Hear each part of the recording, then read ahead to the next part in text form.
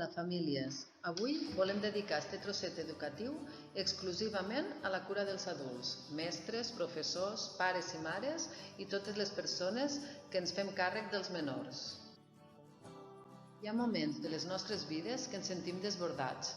El dia a dia és com una muntanya russa, una cursa d'obstacles, les preocupacions de casa, des de la faena, l'economia, els xiquets que no fan el que nosaltres volem. A vegades som massa autoexigents. Reconèixer que no som perfectes, ni ho hem de ser. No sempre hem de ser models de bones conductes. Hi ha vegades que també ens equivoquem i perdem la paciència amb facilitat. És llavors que hem de dir prou i buscar el nostre temps per saber com podem recuperar la calma. Perquè la clau en l'educació dels nostres fills és la relació que tenim en ells. Una relació basada en la calma. Si nosaltres sempre anem de pressa, sense escoltar, queixant-nos de tot, cridant, ens volem ocupar de tot, perquè els nostres fills són el més important i volem el millor per ells. Però mai ens queda temps per nosaltres? En la primera càpsula explicàvem el funcionament del cervell. Com recordeu, parlàvem que tenim unes neurones espill. Per tant, si nosaltres actuem en calma, ells aniran aprenent a actuar en calma. Penseu com voleu que ens veguin els nostres fills, què voleu que aprenguen de nosaltres. Avui us proposem desaccelerar, simplificar i connectar amb nosaltres mateixos. Per poder tenir cura dels nostres fills, hem de cuidar de nosaltres.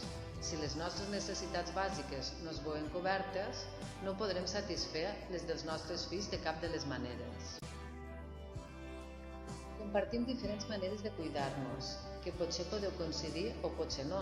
L'important serà que reflexioneu sobre les coses que vos agraden, que vos fan sentir bé i busqueu el temps per fer-les. Fer relaxació, respiracions, ioga, fer alguna activitat que ens agrada, escoltar música, fer deport, llegir, cuinar, fer alguna manualitat, escriure. També podem quedar amb els amics o simplement no fer res. Podem anar d'excursió. Totes aquestes propostes són propostes que les podem fer en 5 minuts i, si tenim més temps, en 1 hora. El que vosaltres volguéssiu. L'important és començar.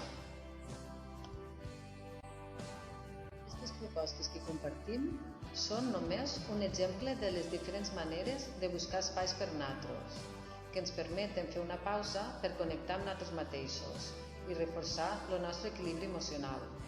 I d'esta manera afavorir una major presència i sintonia en les relacions familiars i disfrutar del temps que passem amb els nostres fills i no sempre estar en una actitud de queixa i de desesperació. Si et costa buscar aquest espai propi i creus que ho necessites, nosaltres també et podem ajudar, perquè la majoria de vegades no és problema de no tenir temps, sinó de posar prioritats. I cadascú de nosaltres som el més important que hi ha, així que és el que més hem de cuidar i el que més hem d'estimar.